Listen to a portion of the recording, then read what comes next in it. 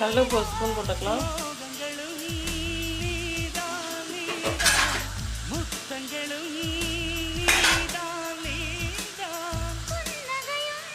மஞ்சள் தூள் ஒரு ஸ்பூன்.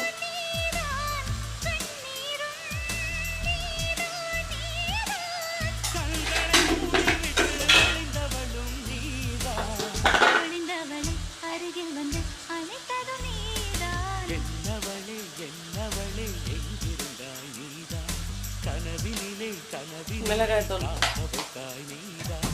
என்னவளே என்னவளே எங்கிருந்தாய் நீதான்.